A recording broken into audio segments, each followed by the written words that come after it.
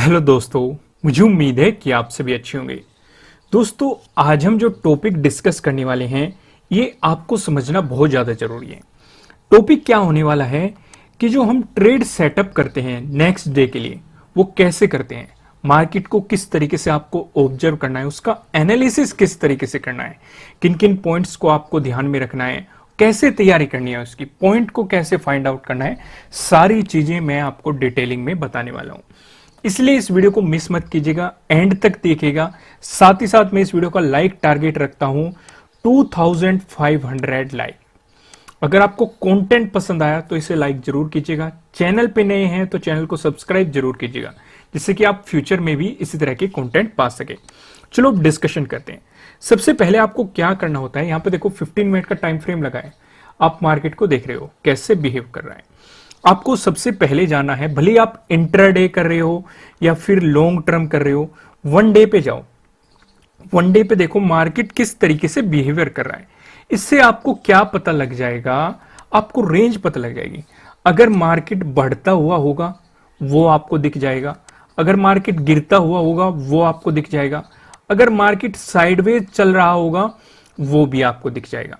For example आप यहां पे देखो, यहां पे मार्केट बढ़ता हुआ है, वन डे का हमने यहाँ पे टाइम फ्रेम लगा रखा है। हालांकि यहां से हमें मतलब सिर्फ ये ऑब्जर्वेशन लेना है कि मार्केट की डायरेक्शन क्या है या कहां पे मार्केट अटक रहा है। आप देखेंगे यहां पे मार्केट बढ़ता हुआ है, हमें क्लियर नजर आ रहा है कि मार्केट यहां पे ऊपर जा रहा है। साथ के साथ हम ये भी देख रहे हैं कि यहां पे मार्केट के लिए एक रेंज बनी हुई थी जहां पे मार्केट रेजिस्टेंस की तरह एक्ट कर रहा था। इस कैंडल के साथ एक बड़ा ब्रेकआउट भी मिला, तो इस लेवल का ब्रेकआउट मिला। तो यहां पे दो केस हो सकते हैं। पहला केस हो सकता है मार्केट वापस आए, रिट्रेस करके इस लेवल को टेस्ट करके ऊपर चला जाए। अब आपके मन में यहां पे डाउट आ रहा होगा कि इस लेवल को टेस्ट क्यों करेगा मार्केट, उसे भी हम अभी डिस्कस करेंगे। दूसरा जो यहां पे आपका पॉइंट होगा वो होगा, पहला तो रिटेस्ट करेगा या फिर ऊपर की तरफ चलता रहे कि एक मजबूत रेजिस्टेंस लेवल का ब्रेकआउट मिल चुका। अब इस लेवल को रिटेस्ट करने के पीछे लॉजिक क्या है, वो ये होता है, मैंने अपनी वीडियो में भी बताया हुआ है। ये क्या था हमारे लिए रेजिस्टेंस, इसका ब्रेकआउट मिला तो अब ये बन जाएगा सपोर्ट। पॉसिबिलिटी ये होती है, कई बार मार्केट में ऐसा ऑब्जर्व किया जाता है कि मार्केट वापस आता है और इस लेवल पे सपोर्ट लेके ऊपर चला जाता है। कई बार ऐसा भी करता है, वापस आएगा, नीचे जाएगा, लेकिन क्लोजिंग यहीं पे दे देगा, तो ये सपोर्ट की तरह ही एक्ट करके मार्केट ऊपर चला जाएगा। तो दो पॉसिबिलिटी हो जाती है। पहला तो अगर ब्रेकआउट मिलेगा ऊपर ही चलता चला जाएगा, दूसरा इसे रिटेस्ट करके फिर ऊपर जा सकता है। ऐसी पॉसिबिलिटी हो सकती है। ये हमें क्या बताएंगे कि जिस तरफ मार्केट जा रहा है तो हम अपनी ट्रेड को प्लान कर सकते हैं उसी तरफ। अगर हमें यहां पे बाई का मोमेंटम नजर आ रहा है तो हम बाइंग अपॉर्चुनिटी ढूंढेंगे। जैसे कि यहां पे हमें मार्केट में गिरावट देखने को मिल रही थी, तो यहां पे हम सिर्फ सेलिंग अपॉर्चुनिटी ढूंढेंगे, बाई करने की कोशिश ही नहीं करेंगे, क्योंकि हमें पता है मार्केट गिर रहा है। दूसरा, हमें रेंज का पता चल जाता है। जैसे रेंज के बारे में मैंने आपको कई बार डिस्कस किया है। जैसे आप यहां पे देखो, मार्केट एक पर्टिकुलर रेंज में बना हुआ था, मार्केट एक यहां पे भी पर्टिकुलर रेंज में, और कहीं ना कहीं हमें भी यहां पे भी, जहां पे फिलहाल मार्केट चल रहा है, हमें एक रेंज ही दिखाई दे रही है। तो इससे हमें एक अंदाजा लग जाता है कि मार्केट साइडवेज है या फिर गिर रहा है या फिर ऊपर की तरफ बढ़ रहा है। सारी चीजें हमें यहां से कंफर्म हो जाती हैं। तो इसलिए आपको वन डे के टाइम फ्रेम पे हल्का सा मतलब ऑब्जर्वेशन जरूर करना चाहिए। साथ ही साथ मैं आपको सजेस्ट करूंगा, इसके बाद आपको देखना चाहिए पिवट पॉइंट वन डे के ही टाइम फ्रेम पे। यहां पे हम पिवट पॉइंट लगा लेते हैं। इसमें छोटी सी सेटिंग करनी है। सेटिंग में आ जाना है आपको, यहां पे ट्रेडिशनल की जगह आपको करना है फिबोनाची कर लेंगे। अब ये देखना क्यों जरूरी है, देखो पिवट पॉइंट पे मैंने डिटेलिंग में वीडियो बनाई हुई है। पिवट पॉइंट आपको सपोर्ट और रेजिस्टेंस के बारे में बताते हैं। इससे हमें पर्टिकुलर आइडिया लग जाता है कि मार्केट, देखो भले ही हमने वन डे के टाइम फ्रेम पे क्या फाइंड आउट किया था, एक इस रेंज को फाइंड आउट किया था हमने। अगर नॉर्मल हम प्राइस एक्शन से समझे तो हमने इस रेंज को फाइंड आउट कर लिया था, लेकिन पिवट पॉइंट पे हमें चीजें थोड़ी सी अलग नजर आ रही है। जैसे कि हमें रेजिस्टेंस नजर और सपोर्ट नजर आ रहा है R1 पे, जो कि पहले रेजिस्टेंस लेवल था, लेकिन इसका ब्रेकआउट मिला, अब ये सपोर्ट लेवल में बदल गया। रेजिस्टेंस हमें कहां पे नजर आ रहा है, R2 पे। तो उस हिसाब से हमारे लिए दो इंपॉर्टेंट लेवल हो जाते हैं, हमें ये पता लग गया। फिर आपको क्या करना होता है, फिर आपको अलग अलग टाइम फ्रेम पे देखना होता है। यहां पे मैंने पिवट पॉइंट हटा दिया। आप इसे, अगर आप लॉन्ग टर्म इन्वेस्टिंग या बड़ी पोजीशन उठाना चाहते हैं तो आप इसे 1 वीक के टाइम फ्रेम पे देखो। 1 वीक के टाइम फ्रेम पे आपको क्या नजर आ रहा है, यहां पे आप देखेंगे आपको लगभग ये ट्रेंड लाइन नजर आएगी जो कि सपोर्ट की तरह एक्ट कर रही है। 1 वीक का हम टाइम फ्रेम देख रहे हैं। अब यहां पे कंफ्यूज मत होना, काफी लोग कमेंट करेंगे कि अगर हम इंट्राडे कर रहे हैं तो 5 मिनट का टाइम फ्रेम देखना चाहिए, 15 मिनट का टाइम फ्रेम देखना चाहिए, या फिर 30 मिनट का टाइम फ्रेम देखना चाहिए, मतलब छोटे से छोटा टाइम फ्रेम देखना चाहिए। आप 1 वीक का टाइम फ्रेम क्यों देख रहे हो? इसके पीछे लॉजिक मैं आपको यह बताऊंगा कि हम ट्रेड प्लान नहीं करेंगे 1 वीक के टाइम फ्रेम पे। हम बस मार्केट का ऑब्जर्वेशन ले रहे हैं कि मार्केट लॉन्ग टर्म में कहां सस्टेन कर रहा है। जैसे कि हमें 1 वीक पे आते ही इस सपोर्ट लाइन का पता लग गया कि मार्केट ने यहां पे सपोर्ट लिया, यहां पे सपोर्ट लिया, यहां पे भी सपोर्ट लिया। अगर हमें मार्केट में गिरावट नजर आ रही है तो हमें पता है कि मार्केट कहां पे सपोर्ट लगेगा, तो हम वहां से तो बाइंग पोजीशन देख सकते हैं। अगर इसका ब्रेकडाउन होता है तो हम यहां से एक सेलिंग अपॉर्चुनिटी देख सकते हैं, क्योंकि मार्केट लॉन्ग टाइम फ्रेम पे एक मतलब मजबूत रेजिस्टेंस का मार्केट ने ब्रेकडाउन दे दिया। क्लियर है मैं आपको क्यों कह रहा हूं कि आपको अलग अलग टाइम फ्रेम का देखो। 1 डे का ऑब्जर्वेशन सबसे ज्यादा जरूरी है मेरे अकॉर्डिंग, भले आप इसमें इंट्राडे कर रहे हो या लॉन्ग टर्म इन्वेस्टिंग कर रहे हो। ऑब्जर्वेशन के लिए आप 1 वीक या 1 मंथ पे भी देख सकते हैं कि क्या सिचुएशन चल रही है। अब 1 मंथ का क्यों देखना चाहिए, इसके पीछे भी देखो, हर उसके पीछे एक लॉजिक है, हर एक कैंडल अपना एक फॉर्म कर रही है। अगर आप देखेंगे 1 मंथ के टाइम फ्रेम पे कि मार्केट कहीं ना कहीं सस्टेन कर रहा है, जो लास्ट मंथ का हमारा हाई था उसके हाई पे कहीं ना कहीं सपोर्ट की तरह एक्ट कर रहा है, या मार्केट वहां पे आप देखेंगे क्लियर आपको ये कैंडल दिखाई दे रही है, इसके ऊपर सस्टेन कर रही है। तो हमें एक चीज तो पता है कि पहले मंथ का आपको ब्रेकआउट मिल चुका। दूसरी चीज हम यहां पे ये भी देख रहे हैं कि मार्केट ने जो अपना हाई बनाया था, अभी हम बैंक निफ्टी का एनालिसिस कर रहे हैं, लॉजिक को समझना, ये सारी चीजें आप कहीं पे भी अप्लाई कर सकते हैं, किसी स्टॉक में अप्लाई कर सकते हैं या फिर निफ्टी 50 में अप्लाई कर सकते हैं। बस आपको पर्टिकुलर यहां से रेंज का एक पता लगाना है। दूसरा, हमें यहां पे कहीं ना कहीं क्या नजर आ रहा है, इस एरिया में हमें क्या नजर आ रहा है, रेजिस्टेंस, और साथ ही साथ आपको भी यहां पे कहीं ना कहीं एक ट्रायंगल फॉर्म होता हुआ दिखाई दे रहा होगा। हमें क्लियर ये चीजें दिखाई दे रही है, और ये जितना नैरो होता जाएगा हमें ब्रेकआउट या ब्रेकडाउन मिलने की पॉसिबिलिटी मिल जाएगी।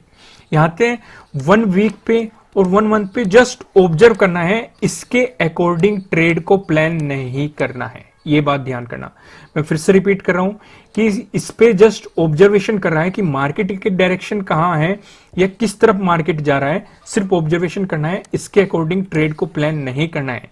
क्योंकि 1 वीक और 1 मंथ में जो मोमेंटम आता है, अगर आ भी गया आपको बहुत ही कम दिखाई देगा, या तो बड़ा ही मोमेंटम आपको दिखाई देगा या फिर छोटा ही, मतलब नीचे की तरफ जा रहा हो या ऊपर की तरफ जा रहा हो, कोई बड़ा ही मोमेंटम। अगर छोटा सा हो रहा है तो आपको कैंडल मतलब बहुत ही हल्का सा मोमेंटम दिखाई देगा। ये जस्ट ऑब्जर्व करना है कि मार्केट कहां सस्टेन कर रहा है, किस तरीके से। क्लियर है? उसके बाद आपको सीधा जाना है इसमें 15 मिनट के टाइम फ्रेम पे। पर्सनली मुझे 15 मिनट का टाइम फ्रेम थोड़ा सा ज्यादा पसंद है। अगर आप मेरी वीडियो पहले से देख रहे होंगे तो मुझे पसंद है ये आपको यहां पे। अब यहां पे हम क्या ऑब्जर्व कर रहे हैं, हमने देखा 8th को भी देखा और हमने 9th को भी देखा, कहीं ना कहीं हमें ये एक सपोर्ट जोन नजर आ रहा है। ये जो एक एरिया है, ये एक जोन नजर आ रहा है जहां पे मार्केट सपोर्ट ले रहा है। अगर आप इसे ड्रॉ करना चाहते हैं तो आप इसे ड्रॉ भी कर सकते हैं, मैं आपको ड्रॉ करके भी दिखा देता हूं। एक आप रेक्टेंगल लेंगे,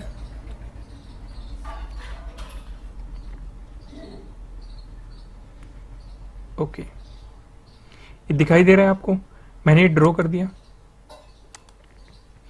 ऐसे भी आप ड्रॉ कर सकते हैं, नहीं तो सिंपली आप मतलब चीजों को समझो, आप नॉर्मल भी ड्रॉ कर सकते हैं। हमें क्या दिखाई दे रहा है, 8 सितंबर को भी 9 सितंबर को भी यहां पे मार्केट ने इस एरिया में सपोर्ट लिया। हमारे अकॉर्डिंग ये एक मजबूत सपोर्ट है।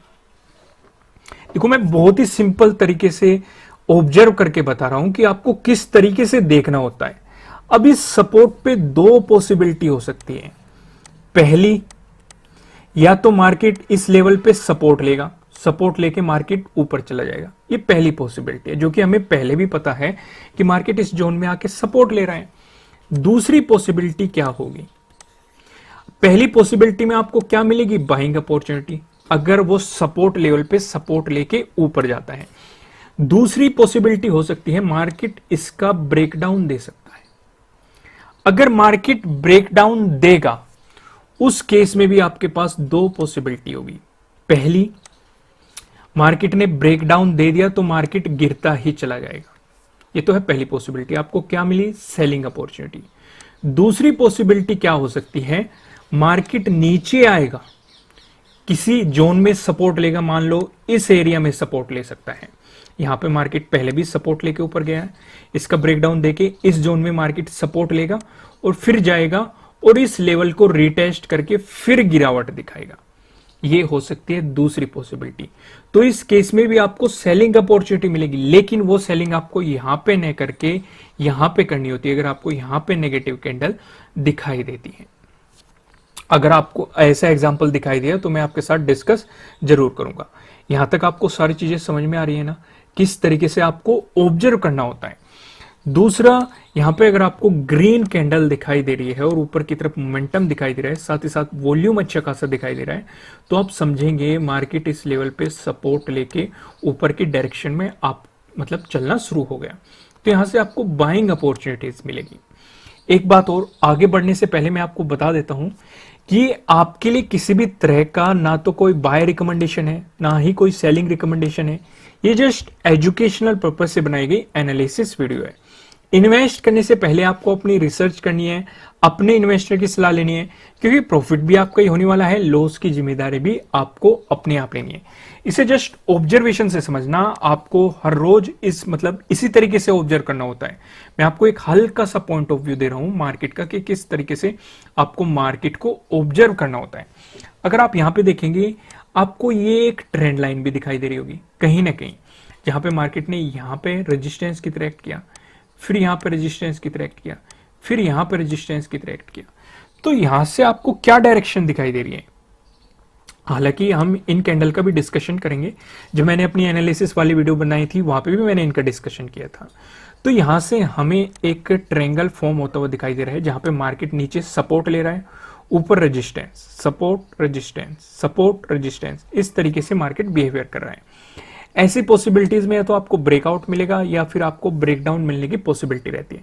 तो यहाँ पे मार्केट ने ब्रेकआउट दे दिया, प्राइस ऊपर सस्टेन करता है अगर, तो डेफिनेटली आपको एक ऊपर की तरफ मोमेंटम देखने को मिल सकता है।